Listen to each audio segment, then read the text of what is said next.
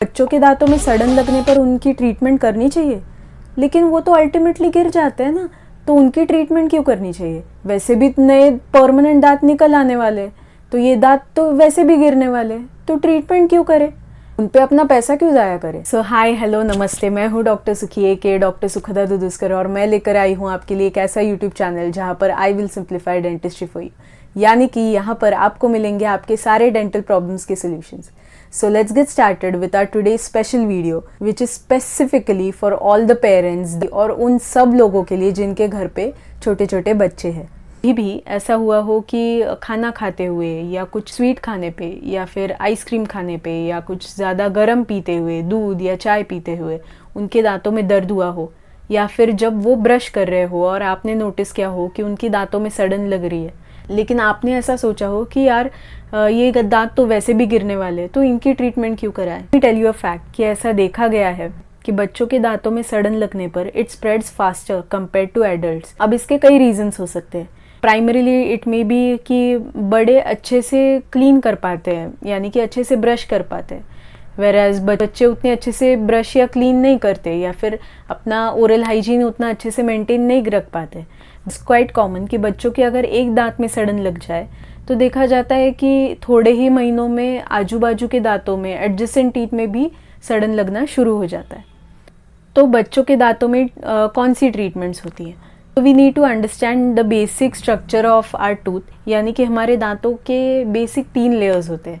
पहला जो सबसे बाहर और सबसे हार्डेस्ट होता है, विच इज़ कॉल्ड इनामल. उसके अंदर होता है जो थोड़ा येलोइश इन कलर होता है, that is called dentin. And the third layer which is called dental pulp.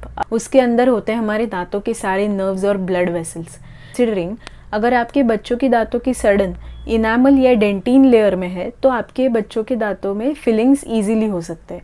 अब फिलिंग्स कौन से होते हैं? क्या वो एडल्ट में जो फिलिंग्स किए जाते हैं, सीमेंट भरवाए जाते हैं, वो और ये सीमेंट क्या सेम होता है? तो नहीं. So these cements are very safe for your kids and there is nothing to worry about it. अब अगर बच्चों के दांतों की सड़न डेंटल पल्प तक पहुंच गई हो, तो we have to do a baby root canal treatment, यानी कि जिसे हम पल्पेक्टमी बोलते हैं. और अगर आपके बच्चों के दांतों का स्ट्रक्चर ही चला गया हो, यानी कि सड़ के पूरा स्ट्रक्चर ही ख़राब हो गया हो, आपके डेंटिस्ट ने अगर सजेस्ट किया हो कि वो दांत एक्सट्रैक्ट कराना पड़ेगा या निकलवाना पड़ेगा, तो वो दांत निकालने पर वहाँ पे एक स्पेस मेंटेनर लगाने की बहुत ज़रूरत होती है. वो इसलिए लगाया जाता है क्योंकि हमारे परमानेंट दांत आने की भी एक एज होती है. वो यूं ही कभी भी अगर हमारे दूध के दांत गिर जाए तो तुरंत परमानेंट दांत ऊपर नहीं आते. There is a specific age जब हमारा हर एक दांत अलग अलग टाइम पे गिरता है और हर एक दांत अलग अलग एज पे ऊपर आता है. अगर हमारा कोई दांत जो आइडियली 11 या 12 साल की उम्र में गिरना चाहिए, सड़ के 5 से 6 साल की उम्र में ही गिर जाए या निकलवाना पड़े, अगले 5 से 6 सालों के लिए वहाँ पे एक स्पेस मेंटेनर लगाना पड़ता है. अब वो क्यों लगाना पड़ता है? क्योंकि हम सब के दांतों की, बच्चों की या बड़ों की, हम सब के दांतों की एक टेंडेंसी होती है, जहाँ पे स्पेस हो वहाँ पे हमारे दांत वो स्पेस क्लोज करने की कोशिश करते हैं. इसे हम कहते हैं फिजियोलॉजिक मूवमेंट ऑफ टूथ, यानी कि पीछे के दांत आगे आने लगते हैं टू क्लोज दैट स्पेस. अगर ये स्पेस क्लोज हो जाए तो हमारे परमानेंट दांत आने के लिए तो स्पेस रहेगी नहीं. तो ऐसे टाइम पे हमारे परमानेंट दांत इधर आगे पीछे आएंगे या फिर ऊपर आएंगे ही नहीं, को ऊपर आने के लिए जगह ही नहीं होगी. जैसे ही आप अपने बच्चों के दांतों में कोई प्रॉब्लम डिटेक्ट करते हैं, तो सबसे पहले आपको आपके डेंटिस्ट के पास जाना है. वहाँ जाने के बाद the dentist will check clinically कि उनको ये जो कैविटी है या सड़न है वो कितनी डीप लग रही है. एक्सरे लेंगे. एक्सरे लेने पर और अच्छे से उस पर समझ में आएगा कि दांतों की सड़न कौन से लेयर तक है. फिर उसके हिसाब से आगे फिर फिलिंग करनी है, रूट कैनाल ट्रीटमेंट करनी है या वो दांत निकलवाना है, उस हिसाब से फिर ट्रीटमेंट प्लान करके आपको बताएंगे. Now you must be worried कि हमारे बच्चे वहाँ बैठेंगे कैसे?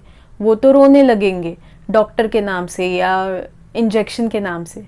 तो लेट मी टेल यू, जैसे बच्चों को बुखार, जुकाम या खांसी होने पर पीडियाट्रिक डॉक्टर्स होते हैं, वैसे ही उनकी दांतों की ट्रीटमेंट करने के लिए पीडोडोंटिस्ट होते हैं, जो कि एक्सपर्ट्स होते हैं बच्चों की ट्रीटमेंट और उनका बिहेवियर मैनेजमेंट करने में. तो आपको कुछ ज़्यादा एफर्ट्स लेके पीडोडोंटिस्ट अलग से ढूंढने की ज़रूरत नहीं है. If you want you can do that, but even if अगर आप अपने फैमिली डेंटिस्ट या आपके ट्रस्ट वर्दी डेंटिस्ट के पास जाते हो तो वो भी आपके लिए उनके कंसल्टेंट पीरियोडोंटिस्ट के साथ आपकी अपॉइंटमेंट शेड्यूल ज़रूर कर सकते हैं। नाउ द क्वेश्चन कम्स कि अगर आपने ये सब नहीं किया, यानी कि अगर आपने पूरी तरह से अपने बच्चों के दांतों के प्रॉब्लम्स को इग्नोर कर दिया ये सोच के कि यार ऐसा कुछ नहीं होगा, तो क्या होता है कि आपके बच्चों के दूध के दांतों में अगर सड़न लग जाए तो वो नीचे नीचे आते आते रूट्स तक आ पहुंचती है।